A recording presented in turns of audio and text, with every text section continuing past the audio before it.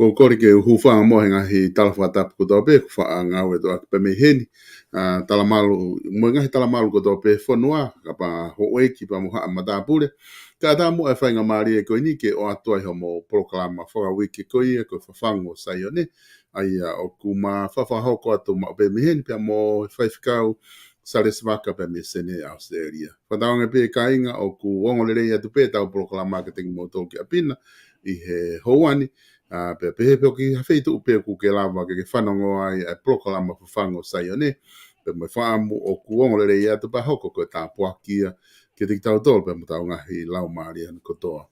O ku whiawhia whoke u tatalere whaiwhikau i he hoatani tatalere ko e whaiwhikau ko hinga ko e Polokalama o manaki ta whahoko i e ahoni ko ilo pe kua i e pōpoaki maho inga o ku amanaki ke whahoko aki e whaongo atu he Fafangu Saione i ahoni whewheha ke whaiwhikau whewheha ka senena pe mo e family e tuu ki he aha who'o koini pa mo wike who'o koini.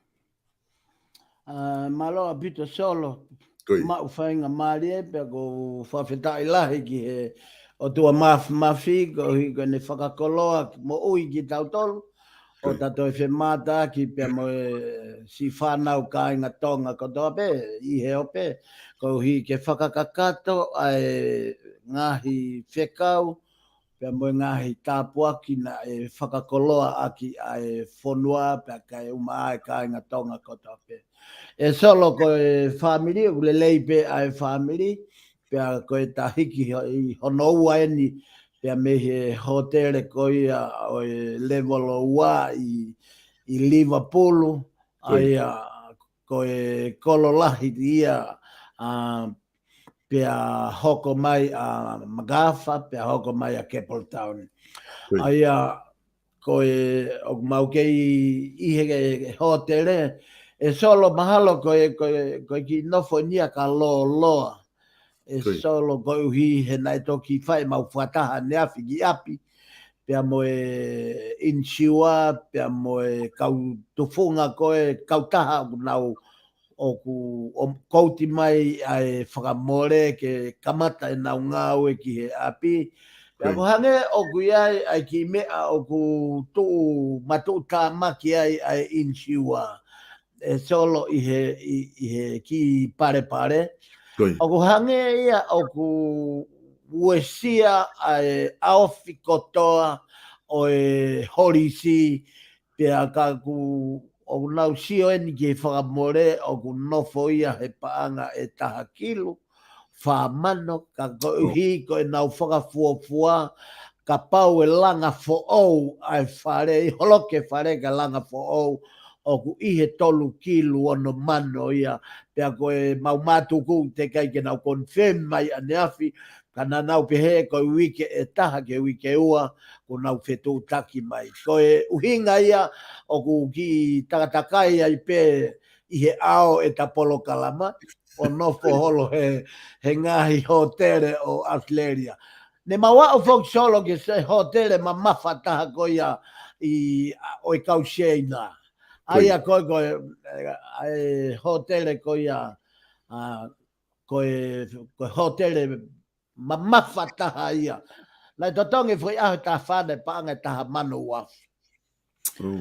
O maua o nofo ai pea ko uhinga pe mau hiki holo ko no hinga he kai ke mama tolo nofo whakaapi iha hotere ko hi he ko feitu ia o kau tua pea mo kau flau eva ku hifo mai haki mo nau flau atu pea ko ki whainga maari ko o lava hau i ke ua mau hu mono mau do he insiua ki ai pea o kuma o tau kei i Liverpool pe he hiki he whiawhini ka te ufoki mai ke he ta Polokalama solo pea e solo ko e fia lahe aku i he ahoni ko no inga pea taha me nau fia ai pa kai ke toi eke mai e koe ane afi pea mo e ahoni la a lahi au pito pea taftonga langi pea mawhana pea ai ea tau pea he pe ane afi i he ku whakamaa i Gabaldon pe mea mahalo pe toi eke mai e solo ka te fia ke talanga tolo ko eni ko asi taftonga e langi pea ko ha mai la a pea kula a hon solo e funga o e fonua pea ka ingata i e solo ka ko uhi ka ta foki mo ke taki i Polokalama o gaha mea kau tuwatu mua ki a te koe ha o whakaukau Wahofo apito e whawhikau pe kou tui koe mea whakawhiawhia ia ngahi wike hoko lahi apito e tau whi ao mai pe mo tala noa ki he vai pe mo lo maki pena tau whakaamu foki aho pe heni ko hinga ke mahino ku foki mai fo i lupe me lo o i veang mahino fa verdade koina ku whawhikau koina ku asila ai loto sene pe ku mahino ka neo ia neo asila aga kwange ko kamatala ko ki tatakai i he ngahi ho te ka fuolo au ko nga ko ka uesia ko na ka ko lo maki he kamata anga me ko ki kan neo ka ko lava le rei peta Polokalama fo hok me ha hotel pe ave ko ki ai ko na ke fa ata pe he o doa ngahi fetu ko do ko ya ki lava o que tá quem fez o taki pe fai malo oye eu vi cosi foi ficar na tala nota aí aí e hoko ko pa anga ko anga hala ia que mo ko ki ta tolo ka kai pe mo ka cristiane pe que fonua mo ka taki mo hai fua ko weekend foki ko tu pe que me pe fai ficar ko que ha ongo lahi o kunehanga o dominate apito ai ongo i tonga koe ki tau te whanonga tau tauria ki whamatala mai e COVID me pehe. Koe tainimi ko tau whanonga hopo pe. Whanonga pe he olai hopo mo e olai o bribe mo e olai fili. Hopo kone kau whafonga toko fitu ko ia i whare area na a whailo ki nau tolu. Pea ko kamata whako no tala mai ngā hi ola. Au ke olai ni ke hopo ni tolu ko ola wa o mahino no ola.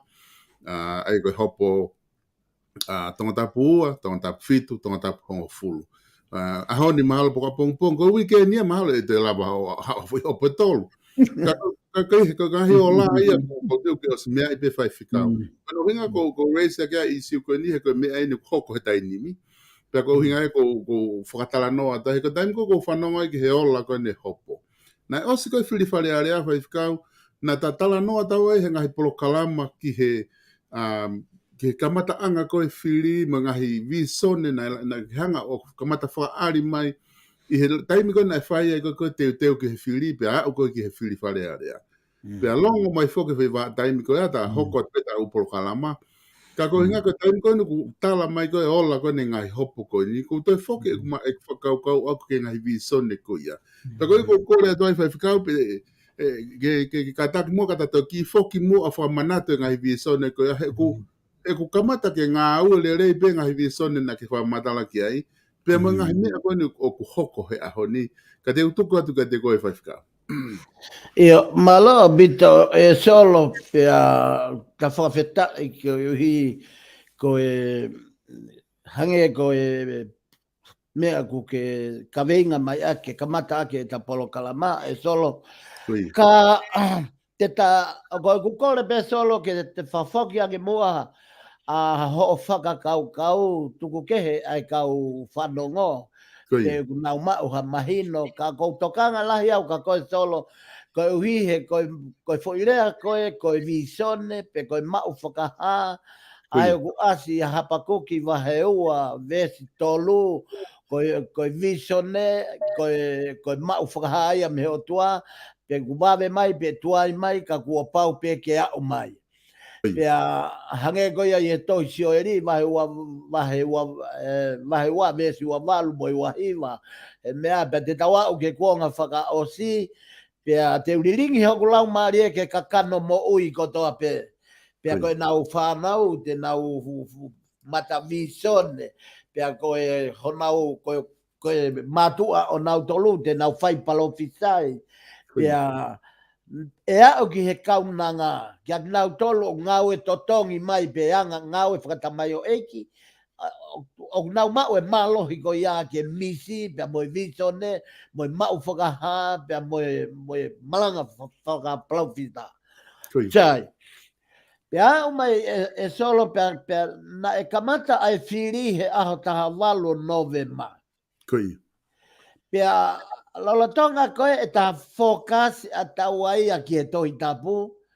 Kuhanga e lau maari o liliu e ta Polokalama ke ta mui, ke ta whokio mui, i he kamata, mana tui solo na e kamata pe ai longo a, pe na e kamata pe ai walau, pe kamata pe moe ngahi Polokalama he mitia o nau pe, hange o nau ikai ke nau pe fie maari aki, ke whai e nau whiri tau a tai nā ki o tau ki pureanga. Ka hange o guiari ai mea, pe whakaohaware ka te au, ai whau mai, ai whekau solo, o kou kei manatu le lei peki ai, aho taha waluka aho whiri a November, i he wanoa wataha. Na i ka mata no ome whekau e aho wa whao September, taimi hiwa wanoa ka pati ke whoki ke Polokalama, koe umea koe ni o kou lau atu, koe umea ko toa pena ta os Polokalama ai. Pena ku whamatala ki e whakaohaware ke te au, koe hae uhinga o kou o mea i whekau koe ni os koia, o kou nofo au i he kontinenti Australia. Koe hae uhinga i whekau koe ni o mea i ke te au, o whakahai mai fofonga, o e tamai o eiki ko piveni pia meitonga. Pea na aku tala whiri pe koe hae uhinga sai, ko he mamata na whaina e Saione ko osi pongpongi, ko os hopo la a. Pantui ko hiwa ua noa mai. Pa koe ku toho hifo whai ku lau tō, pa koe ku toho hifo pe aku o whakautua, o mamata ki he, o mata visone si o mamata koe ki a piveni. O si o ka piveni o huu mai o pehe mai ki a te au, koe hae whekau te almoia ki he whare.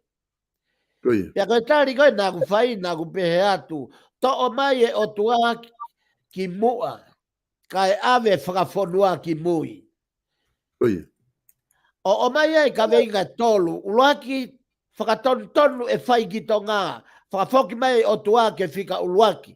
He kui kai whika uluaki a taonga ia koe uhinga ia longa a solo.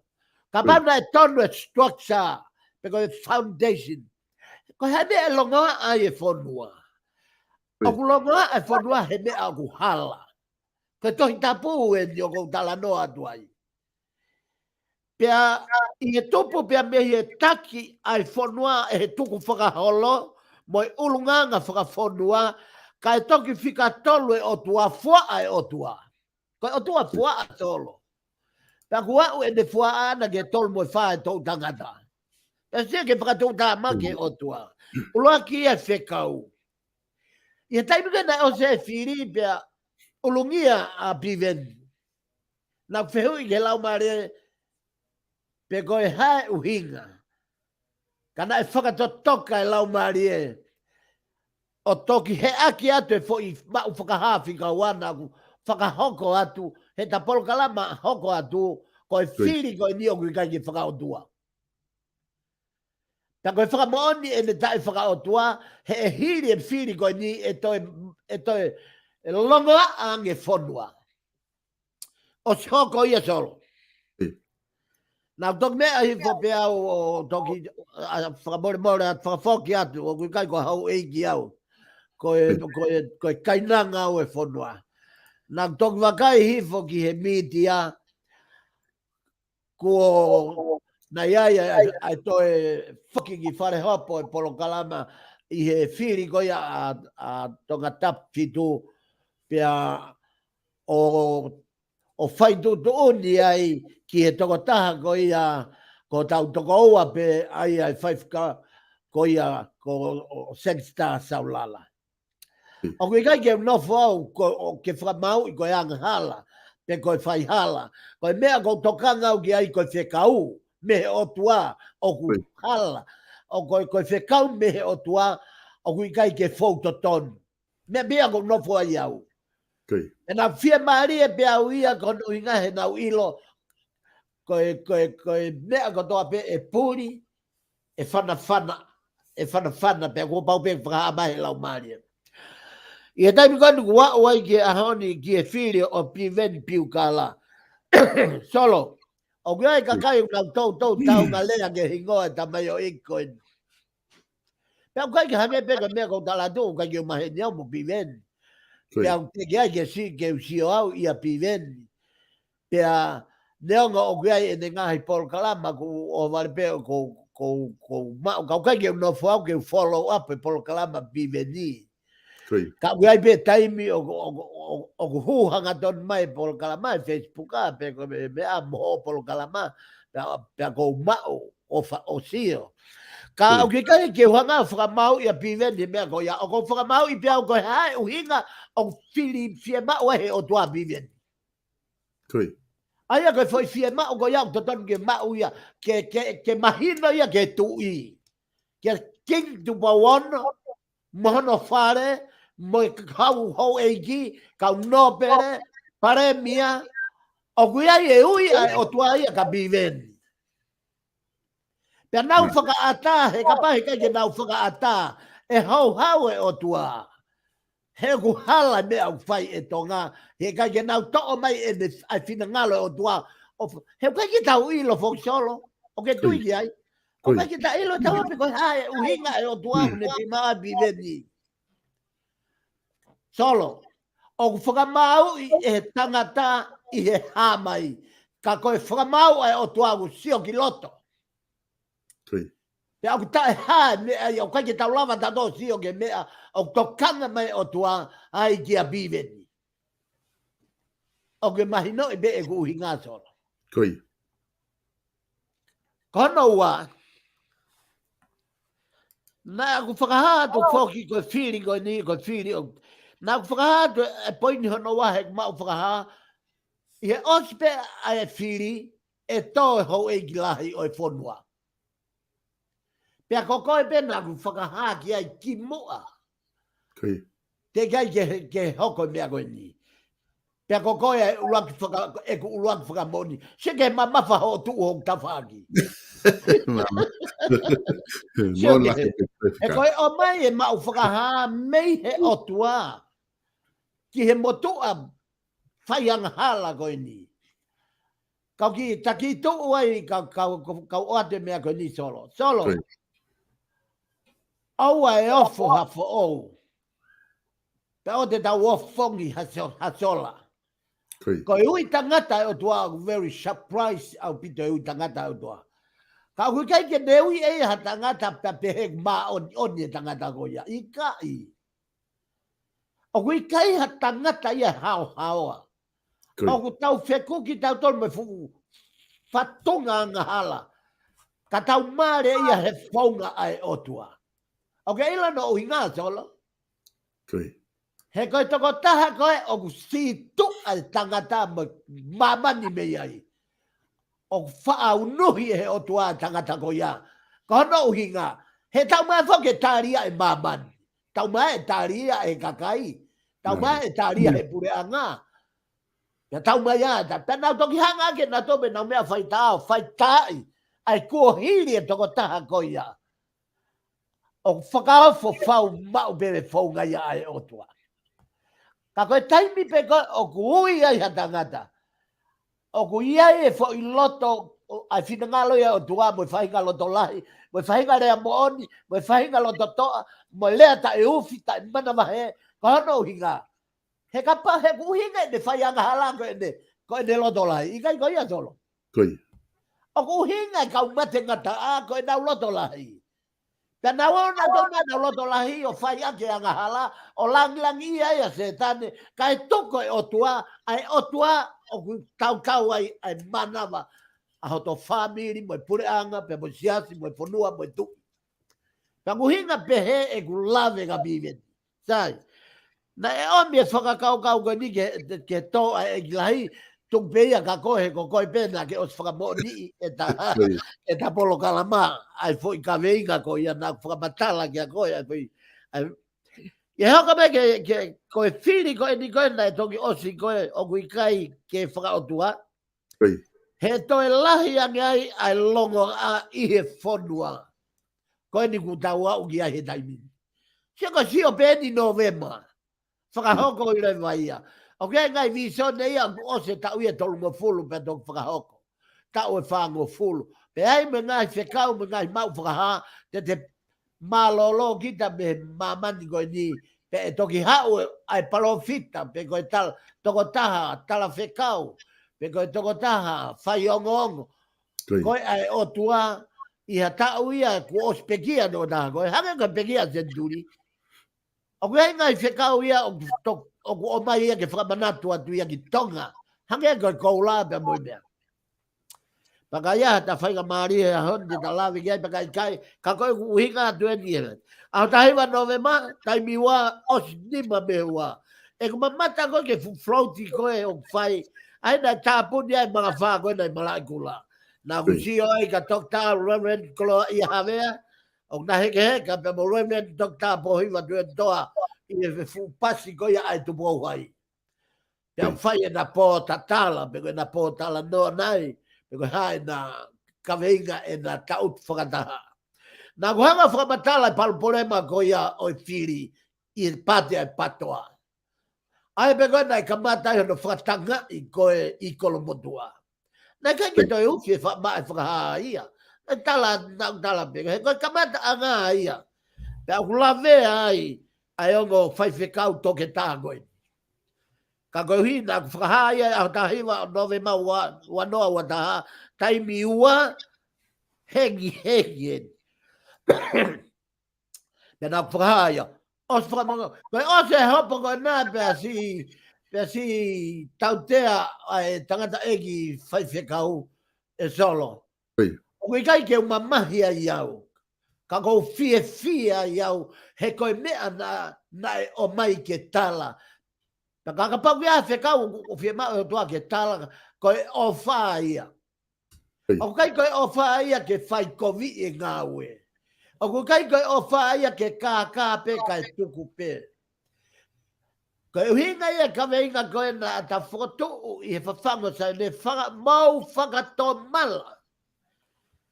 Koe vai anga koe na te whakahatu aua ia tokta pohiwa tue doa whekau aki moi paanga. Koe uhinga na ta Polokalama i he paanga uri moi paanga maa. He okulolo tonga whakalere aki pure anga tonga e paanga uri. O whia mau ke whakamaa e paanga tonga aia. Ai ni gana ai ke talera he ahoni ka mo he tolo e ta sakseke ahoni ki he pere pa anga o fai he kau sia nai tonga o na uri e inisio pa anga ai fu fonua lotu mo fu fonua o tua ka tonga. Ka te ta mo he tolo ia ko hi na i tokia no fai ka mari. O soko mo mo misione ko ia. Pake makaya ke solo ke ngai mau whakahambe no vai mape ki ha. Ko fe ko men. O soko katoa ai ngahi mea nei whakahamai. Malanga e aho tau taha o ti se mau awhi ua taha i e malanga whakamawai tau goia nei whai i he viponi. Nei whakahaa ai awhi e vela a tonga he awhi. Nei kai ke lava mea i ngahi wike si vela kamata me api gona i nuku alofa. Ua koe api nau toka, tolu koe api gona koe tupu mahina. Koe ngahi vela katoa koe ni, o kia no hinga tolo. O koe kia ha vela ia vela ta e uhinga. Koe vela koe ni, pe o kia e ngahi kaweinga ia o tonu ke whakatonu ai e o tua. E solo tapu pia mo koe, o tonu ke whakatonu pia haao ke mau. Ai whamau to tonu o tua ke e hinga o e vela. Laki, ko hai o hinga e tupu anga e vela, na in siua ai api ko ia na e vela, na e more hapa anga ai tui, pe koe maa anga e pure anga, pe na e more hakoloa mua utohi mahu inga, i he vela ko na koe atu mahina, na e whaka au hatua e hangahi konga ia, o e ngahi anga hala e whanua. Solo, te tau fufu i whewhe e mea koe ni me ao e o tua maapami. Te kai ngatai, ko ngai mea ko doa koe ni, pe koe malanga koe na ta whai koe ia, koe a whi. Na ata lave ai, na e lave ai kau ngā malanga ki e tsunami. Na ne kailanga ki koe tsunami. He fuka kai tari pasi hahake mai loto mo mai e info. Pea koe senta pe ni o trucks. Koe senta pe ni o pure. Koe kau ma whai ko toa o nauhanga o tuku atu ai anga hala ko ia. I he ngai tari anga pasi. Hanga he otua he lau maria toho mai.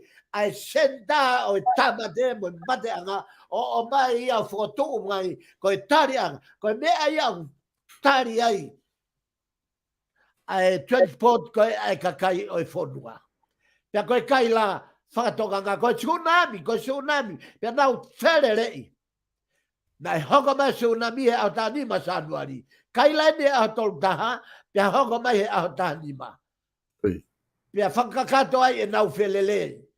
Pia kono whakatu tā magi he ukai gelere pe kau tae lotu mo kau tuas, ka kua taki mua, pia whakaefi e fihi, ai kau whaifi kau ia he taki mua he lere. Ko whele lotu, ko whe otua, ko whe tui. Sai, nei o mea e whakakau koe ni e ngahi mea koe ni e hoko i ho tau whonua. Koe mate, koe awhi, koe vai, koe mahak whakauha. O se hoko katoa e umea koe ni tolo. Te koe mea iau fia e Polokalama e Fafangu Saione. Koe tahanga no whakamaa opo mai e nunua e whiri. Hei kai ke nau whai mo e o tua solo. He kuke ilo no whakatuta magi ko e whonua na e tuku ki langi. Pea e pure pea langi. Ko e tūmarea e whonua e whakatewhito mei langi. Ko e auha a sotama mo komola e whakatewhito mei langi. Ko e auha a tonga mo i tautangata e whakatewhito mei langi. Ko hinga i au tā e Fafangu Saione. Mau teu, ke tau whakatomala, tau whakaefuefu. He ka pau e kai koina, na e talo no kailanga ki ai whakaefuefu. Pena e ngai komeni o tā mai o lau mai ki he whakaefuefu. Kai haranga mena e hoko solo. Pea tuai e tau whakaefuefu, kai hanga o tua paniang tau toefu. O ke whakatonga nga i age e naurea ki he otua, o rea ke Polokalama, o kai ko rea mai a ka solo, o kai ko rea mai a ka au, o kai ko rea mai a kia. king tu pawono tap boia. Ko hono fonua mono pureanga mono kakai. Ka koe lea e o tua ki he fonua. Ke nau tafoki, ke nau whakatomala. Solo? Mari. Malo a pito, whaifkau ko tui ko mahino au pito e whamatala koko ki hanga o whakahoko mai. Pea ko tui ku mau, te mau si o whaifkau hange ni na e kai ke ukau he Polokalama, e mau te tangutu katoa mo kakai o siofi whamatala koko ke o mai. Ka neongo ia, ko inga ki hota, ka inga whanongo, ke ngai whakamatala kotoa koe ni koe kuke o mai koe ni, o ku mau kotoa pe ia e tepi, e ngai fo i Polokalama koe ni, o ku mau katoa bia i heni i he vipon media, ku mau pe he mau pe si koe na o YouTube, o ku mau pe iai, te ke lava peko mamatai, he ngai Polokalama kotoa pe Fafangu Saione, a uke malanga whaasta o ke i loto pe iai, pe mau pe ia he ngai pe si, whaifkau ku iai pe, te ke lava pe mamata kotoa ai he ngai mea koe ni, ka mata mai me mea whika uloa ki whaifkau.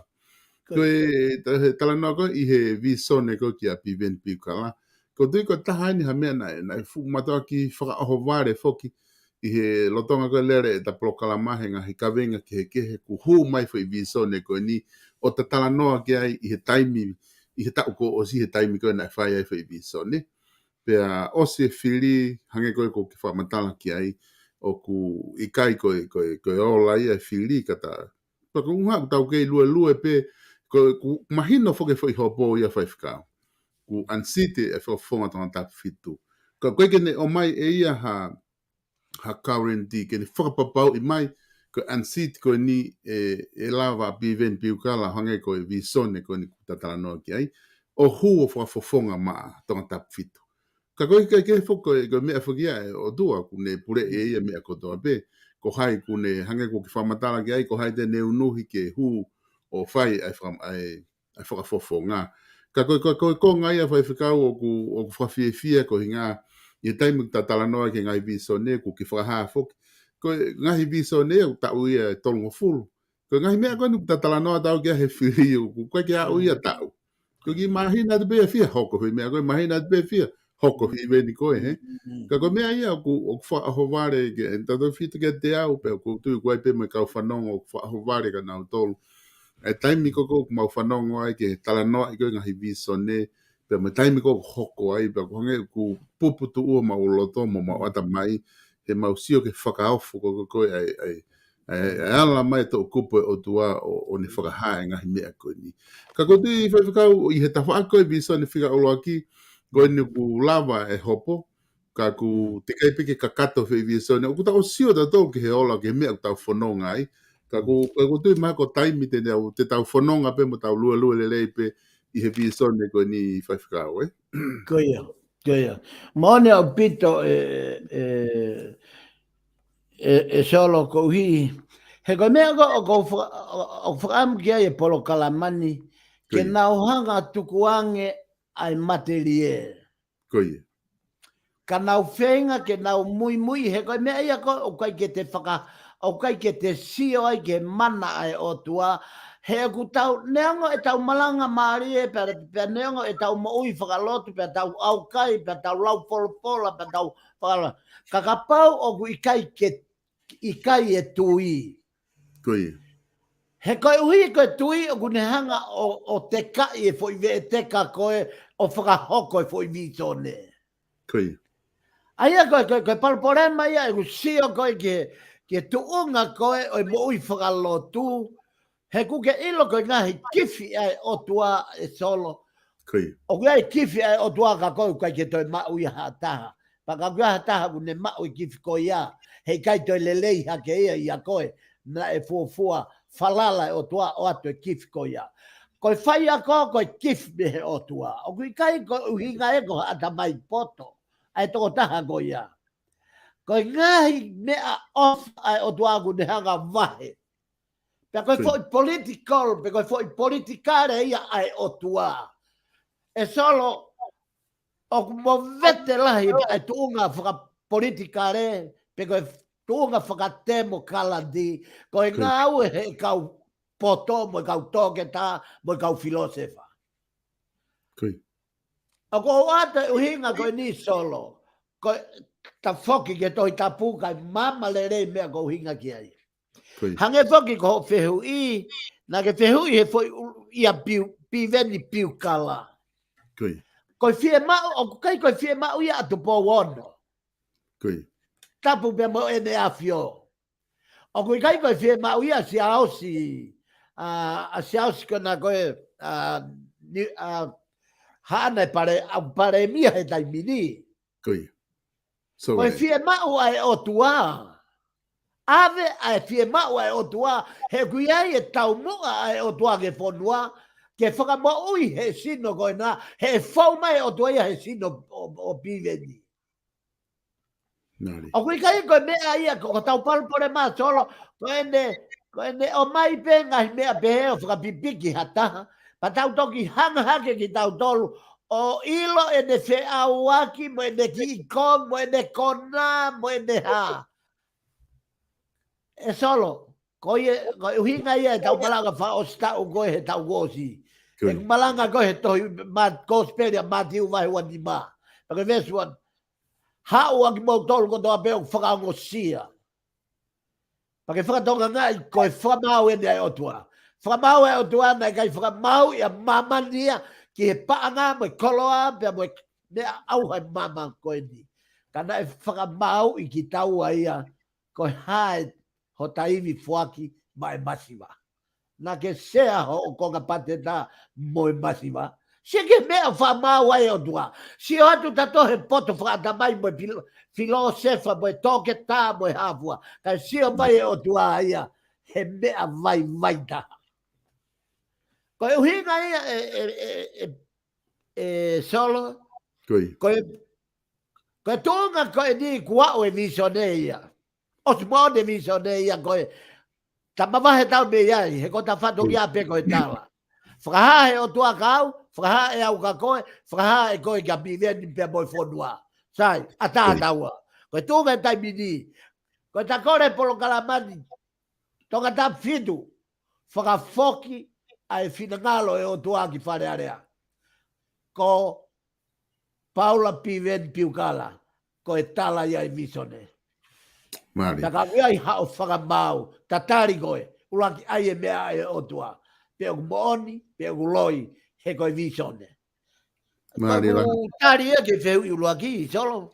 Maari la pito, whaifkau, pe o kutu, mahino o pito, ai whakaukau ko ia. Ko visone ko hono wā, nā ke tala noa ke ai, tahiwa no wema wafe ua taha, o kukau e ni he visone maari e matu aki maho inga pe maari e o pito.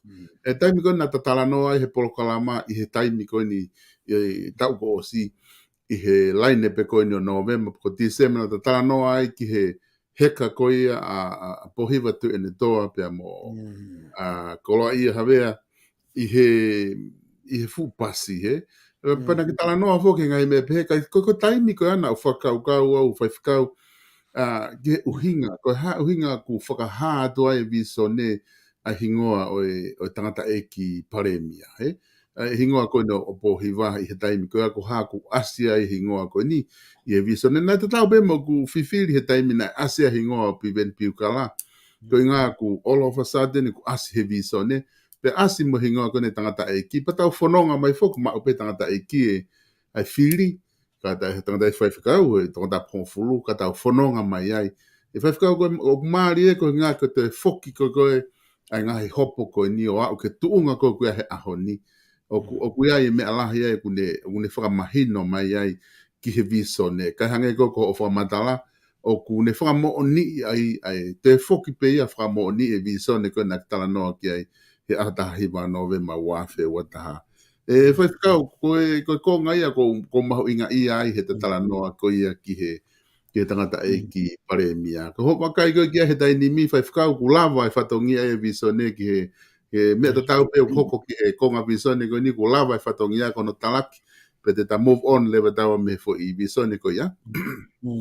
Ia malo bito solo pe ko whawheta lahi ki ko ko hange pe ko ta foki ke tuunga mo mawhai tala mea whakaha. Ko ia. Ke ko mea kui ko visone. Koe viso ne, koe tala whekau ai lau maari e. Mana tui koe kuanga ia whakao Saione. Pea koe uhinga ia mata vai ai kau karistea ne a honi. Ka hono uhinga he nau kei to'o whakasi sū. Mahalo e ofo i karistiani ko tō pē kurea koe ni. Ka koe hui koe kuau sia e ni o kou tala noa atu ai. Koe tōnga o sisu i e doi tapu. Kono whakakakato hiri e pekia. Pea pekia ai tapu pea mo lau maari e maa ni kau hua lela mo ai whakamatala ki e sino tapu o tau whakamoui koe alo mo onia o tuako sisu kalaisi. Hiri ai pekia pea toi tuu pea pekia ai a sisu kalaisi. Pea koe rea koe me he tohi kosperia Saione vahe taha valupe mo vahe taha fitu. O kune whakamatala i mai ai e ia ai foi lau maari e koe e hoko atu ake a sisu. Koe lea sisu na ne pehe o saiange e ku alu kau tuku hifo hok fetongi ko lau maari e. E solo koe palparema koe tau fe au mo ia he aho ni. Ka pau he kai foki e karisia deo o whakaongongo ke rea e lau maari e mao ni hange koe ta Polokalama. Solo te nau kei al, te nau kei mau pena toi tai mahino. Ka ke sia ke maari e. Koe tohi tapu, koe ngai fola ko toa ia, koe konistu tone ia, pe koe lao ia, ai otua. Pe au manama mo ui e lao ia. Ka koe hui, kua pekia a sisu. Pe nai o stala e sisu ia, ko hono whakakakato, ko hono whetongi, ko lau maari e, mou tari teu ke tari e mea ofa ko ia. Aho ia Pentecosti. I e haka mai ai lau maari e maunioni. Koe sisu lau maari e ia. Koe tohi tapu ko hono hongo doa e. O manawa mai ai lau maari e maunioni. A ene o talue lue ai taua he tala mau whakaha he lau maari e. Koe uhinga ia o ta whakamoni i ai. O fola mai pia sisu he lau maari e. I hono sino lau maari e. Mo ui hoko. O ku hoko mea ko toa pegulea mai a sisu lau maari e. Ka kuke whakatonga ngai e palporema la hau ni ko hi. Nofo na tolo kei malanga e kakano sisu. Ka o ta nofo atau he visone he lau maari o sisu. O ke whakatonga ngai hono kenge. Maari la. Pea koe mea ia koe o kuhinga i e tala noa ke foi visone koe ni koe ki he ongo whaiwhekau. Sia koe ongo whaiwhekau koe nina ia no hinga nai whakahai ka te au. Koe whakaha mai ka puange pa moe o pego hi kau ngau e ake ngahi lea ke mahino ai Polokalama mo e whakau. Kai ou e to o halai ko aku tuku hifo ai ongo whaiwhekau. Kai uhinga mena na hai e visone he tala he lau maari e. Tena whakatau hinga lo ai ongo tamagoini. E hinga toke tā a Reverend toke tā pohiwa tue o ne toa. Ko e taki ai pureanga. Pea e hinga, pea mo e taki, o e siasi, whakafonua o e pureanga tonga. A Reverend Dr. David Koloa i Havea. Ko e ongo taki. Ko e ongo mau ngai tangata, ongo fofo ngai mama eni, ko e ke tau he lau maria o tua he tu fonua. Na hinga loua. Peka pao kei malanga pe ginaua ia. Usai o kui kai ke toi hoko atu ki ai na fai ku whakailo ai taua. Pai mea ko whakahatu e au he ta Polokalama. Ko e hinga i nei whakahino ai naua. E na tau tu, he na tau tu he foi mea ta e mo on. Au ku na tala noa i mo whau e foi mea ka. O ke loto peke te hoko atu pe ngari whiunga pe ka. Maria vai ficar. Então, ko e moona pito ai whamatala ko ni ke whahoko mai ke visone ko ni. Ka tatala noa ko gen ko ngā ke kāinga ko ngā ko tatala noa ni he foi visone ko na ke mamata ke he fupasi. Pa ko te kono whai ki o ku o si mao pe ia he foi tepi ko na ta hiki ki mua. Te solo kapau te toi analaiso. Ko ye. E tukuange mai uafe ua katoa ia mai fui yongo tama pegonia toko ua koini. Ka ko be unga he kono ina. Konga ko ia. Ia. Ku hange ko lau mea te ta tukuange fo I visone ko ia ke alo mo ia tukuai. Ko ngā ku lava hono talaki he konga ko ia. Ko konga ini hono tolu foki o visone nia ku o si hoko pe ia. Ai foki na hoko ini I he malanga fo sta ko na tau fo hoko. Na tau hanga o live ki he kakai I he tolu taha ko December wafe ua taha. Ko malanga ko ni na live at pepe mi I he Vipon Media. Pe na tufaki pe henga he pe siko I social media. Ko tu ko manatu ko ki he popo ki ko ni ki he malanga ko ni oku ne famo ni I hange ko konga ko na tala noa ki ai ko vela ko afi ko na ki tala noa ki ai e hoko vela ko ia ai ku os hoko ia pe he fo ki he kaunga malanga ke malanga ko na fuka hoko mispane ko ngana ne whahoko whoke malanga ko ni I he kaweinga ko ia ke kai la ko hono kalanga ki ko hinga hitaonga pasi ko tsunami pe ko du ko me na atol ta hati sema pe sanuari pe februari pe hoko tsunami pe hoko mareva tsunami hoko ai mo nga fi ki pe hoko tsunami ai ko ngahi event ko ni whaka visone ko ni na lava ke tau tala noa kia he ngahi Polokalama. Time si ipe ko hoko kotoa ngahi mea ko ni. Whewhika ko ni tuu ko ia. Ko tui mahalo he tai nimi o ku e ka pau ko ngo ia wia ko mana wahe he taimi ko ne lahi an ko whanong ke tano visone hang ko mana wahe pau ilonga fo ke te mana wahe fo ko ke sai lo tu ka ku nga ka pau ko mana wahe ya o nga ko whanong mo pe tano visone wa no ai ka kai he tau whanongo mai ki he ngahi Polokalama ka tala mai fo ki he mea ke wha tala noa ki ai me wholofola ko aho ko te mana wahe ai o aho ku baloki ai ki ta aho ku mo uia ki ta ka pau te tari mea ka ku fai ka te fo foket ka te ko tu ko ngahi visone ka to ko ni ang mo fili I ho wakai ki ai o te hanga e mea ko ni koko he ngahi aho ni o te wha manatu mai he ngahi hopo ko ni ko te tala noa ki ai tato te fito ke hopo a piven piukala pe me hopo ko ni pohiwa te ne toa o ku tate foki ki ai ko ngaha ne wha mo ni mo ne wha manatu mai ai vi sone na ta ostala noa pe ki ai whaiwhika Maloa beto solo kabau te ke whakatoka ngai me he kamata anga ta Polokalama na taunga lea ai visone kia Paula Piven Piukala ka mohai to ta ko maha ka te au ko sias pohiva pea I kai ngata I kai lere ko ta Polokalama mau whakaha na hoko mai ia I he kakai tae amanekina. He koe kakau taki, koe kau mama whakata mai, koe kau mama whakalau marie.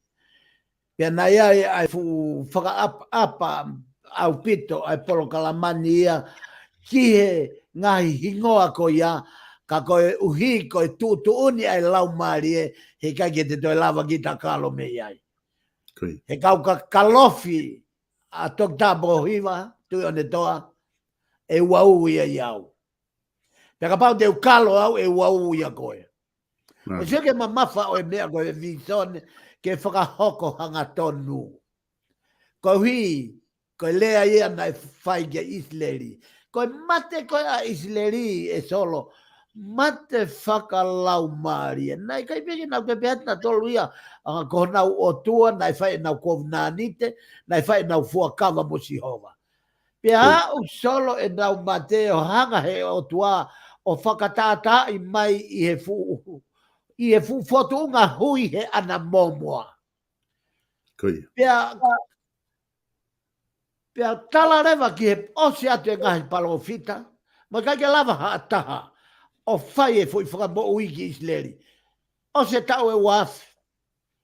Ui o Iskeri, tau fitu. Ko e seke ki tau e ki tamazi. Tau fitu. Peka tau taha taha ia Iskeri. Ko fai e fufoi whakamalohi ko ki Papilone. O mui ai ki tamasiki ko ni. O aluia matavisione pia me kipa.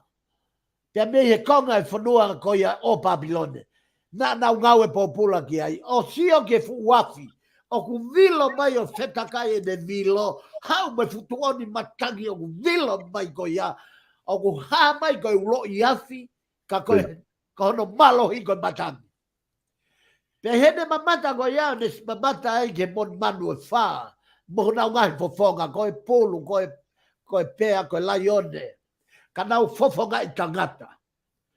Pe aonga marema foi visioneo pe he e iskeri. E iskeri. Te ke foki o ke alo o whakamouia isleri. Tala noa ia he wahe i he tohi iskeri. Ai foki ko o lea ke fu a huge fu ana bobo a gisleri. O ku hinga huge ana bobo a kai ko hinga ko huge fu ana. O kia ha fatunga hui. Ka ko hinga ke huge isleri. Alu ke puranga isleri. He koe kakai o mo ui mo maanawa peo hange ko tonga. Ka nau kei mate peo hoko pe koe hui. O pe hea tonga hea hon solo. Pea fie mau hei skeria ke tu o lea ki tonga. Ko hono uhinga ke whakamoui a tonga. He koe moui, he kui kai o tabange pe mo whare e tui. O kui kai ke fau a ene awhio i e whinangalo e otua. Pea kui ai hono hinga ona o kourea pe hea tua i tap pe mo ene awhio. He kui kai ke o whakaapa au ke sino o ene awhio. O kou whakaapa i au ia ai otua sino o e otua. Pea osi ko ia e whakapapa ia pe te. He koe ku mana mahe peke otua kou ilo hok tuunga kia ki he tui. Ka kou hiko e whekau e solo e kua pau ke ave ia. Ka kou hinga e kulea pe he solo ko no hinga ko ngahi. Visone katoa ko ni. Osi hoko katoa. Osi hoko tsunami. Osi hoko e vela. Osi hoko e maungafi. Osi hoko e mate. Ngai fupua mate koe na whamatala koe e ne hoko mai se ni. Ka kou tu o lei polo. I kai kuke whakatoka ngai he tai mini. Ai mo o ne visione ke kuhanga lei polo. Koe uhinga ia. O e Polokalama Fafangu Saione. Ko hono lei polo. He aku mate fonua. Ka koe whainga to e Polokalama. Ke nau fau he hala ki he mani. Tuku ai fau he lei polo ki heri. Whakatoka ngai katoa soko katoa ngai mea. Pea o mahu inga au pito ke whakamoui. Ai onga tangata koe na onga mo ngai tangata koe na nai uhinga visione ki ai. Whakatoka ngai solo e fo i visione koe a Nebkanesa. Lolo tonga e nau pādi. Ya lola tonga koe de eva fefine ana koe ke whakifine mui. Ya koe ne hau e o toka ke malo loho no fumoeanga. Ko ngā unu mai e funima o tohi e foirea i hono horisi. Yo ake, lo tonga ko yang mate kona, ka ne sike ne mana wahe. Lo tonga pe ne mate kona, ka kune lau pe tohi o ilo.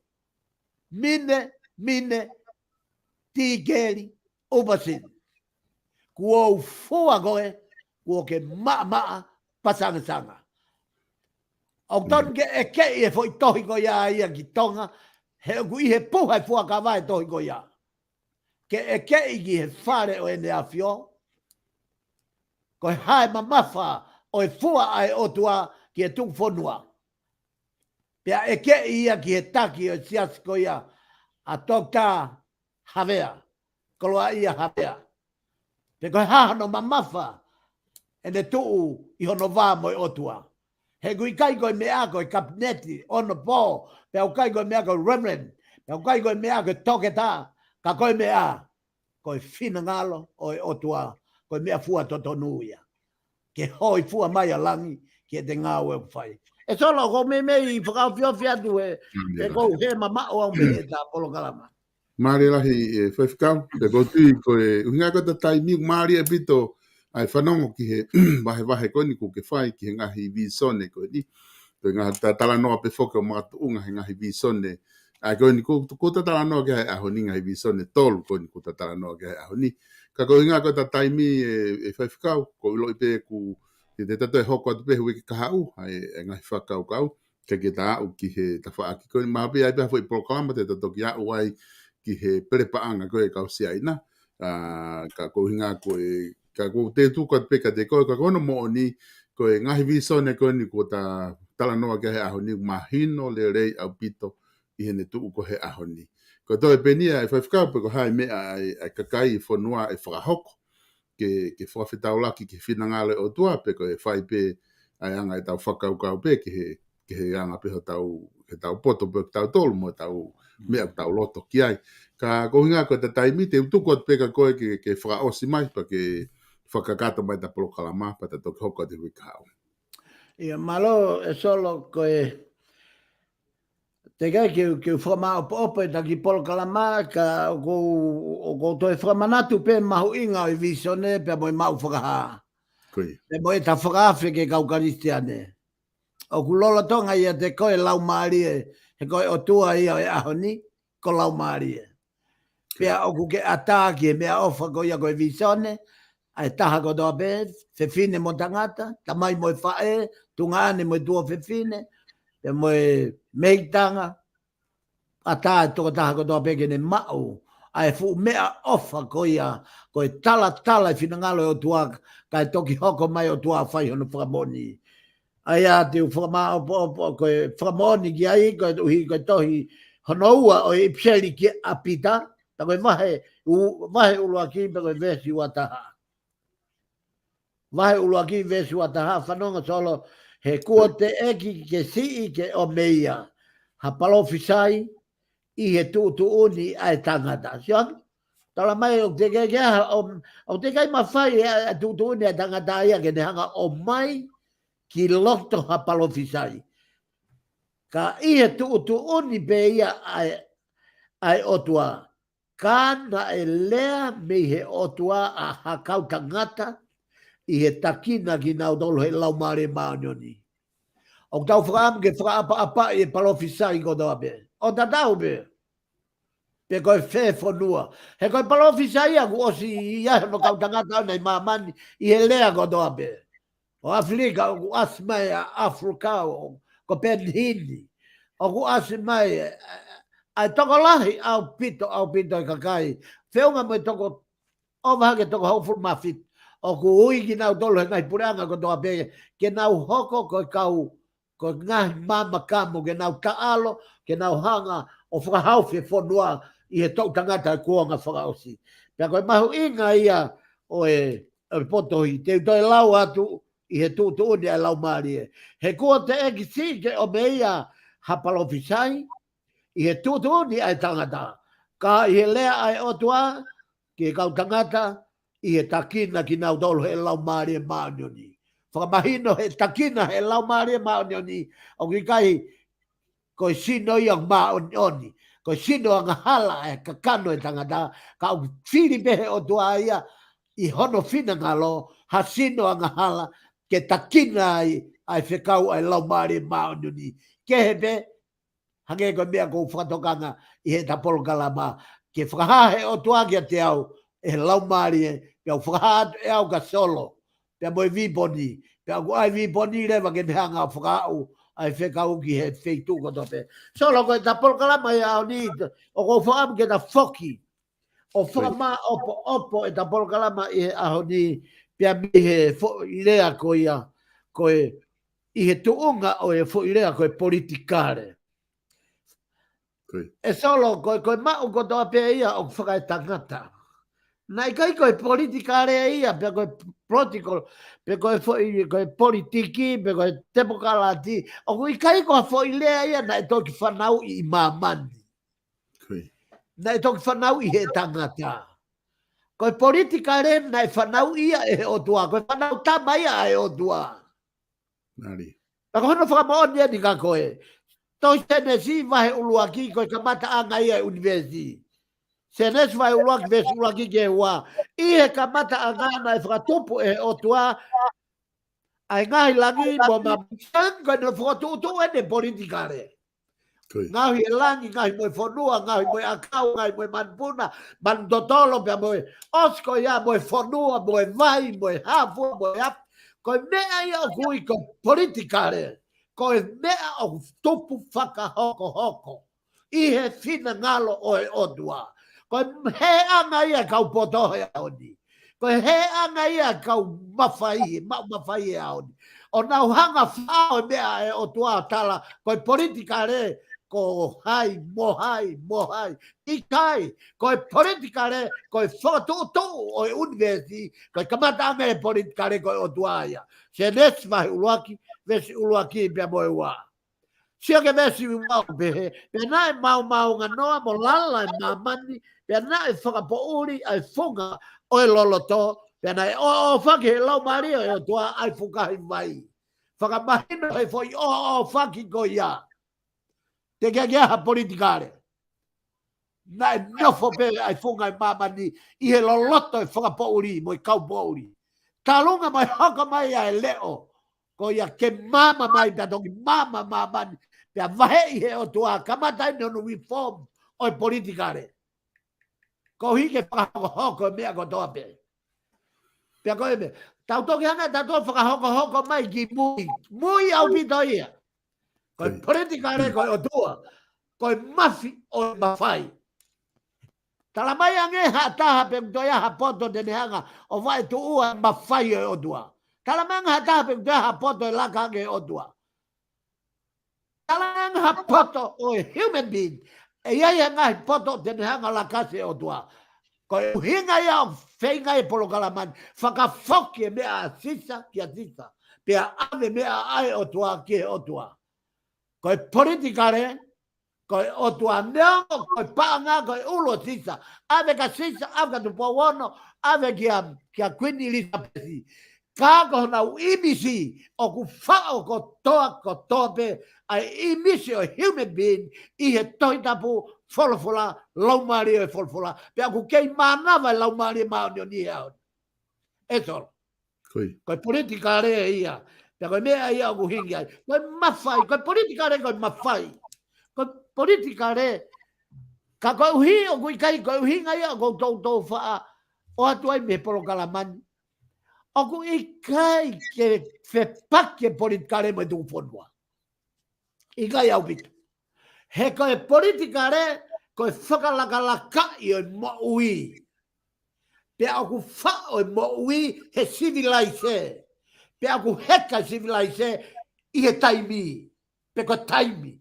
ta ko taimi ko o tua pure o tua ai aku hanga o tua pure ia natula pure ia politikare pure I pe mo tangata pure anga pure pe mo me ko do ka ja ta me mama ko ni me politikare ai o tua mani wa o se ta Polokalama ka gohi o te ga ke vai o ka gohi ko fenge fra o si ko no inga fulolo da taimi siape vai tol valu vesiwa que vese o no.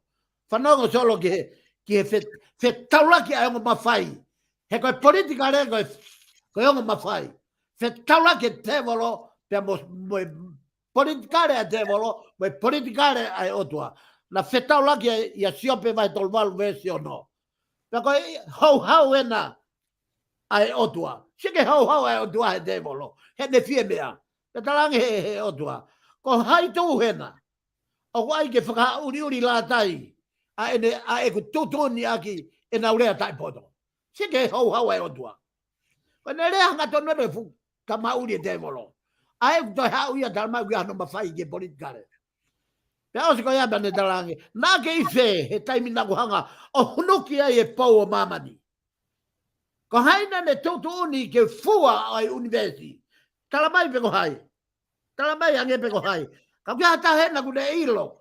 Ko haina ne fua e whalahi. O whalahi e langi. Pe te toki tui ki ai. Solo.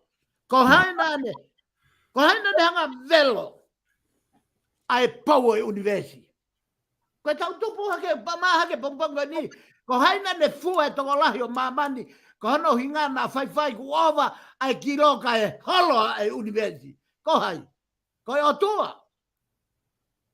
Ko haina ne hanga whakatoka ai maka turiki. Pe ko e maka e university. Pe ko e maka o e palanite o tau tuai. Ai ni. Pe a whao i loto koloa ko e koula monia. He koe vai koe lolo whanua ko ia kune whakama ai koula. Ko hai kune hanga sive koula. Ko hai kune hanga sive ai koe o tua. Whakaosi le ta Polokalama whoki mai ke whewhine tautama. Ia taimi whanau i mai pepe. Ko hai kune hae hu whangai whakatapu pia tapu ange moi ope. Ai mila. Ko ia no kune hanga kofu ake maa whana. O atmosphere o fae manawa fae ke tauhi mahina hiva bebe pe whanau i mai ko uhinga ia ko ta tangata i hea honi tolo taria sisu ke mo ui kai whai ko fua ta Polokalama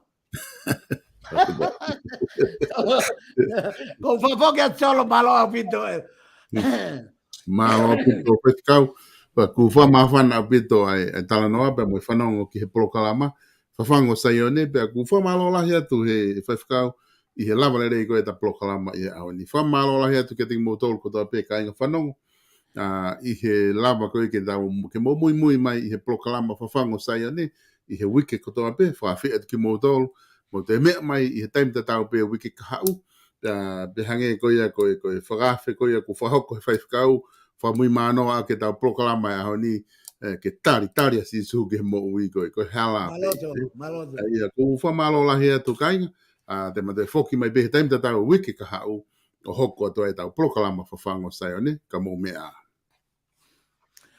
malo bicho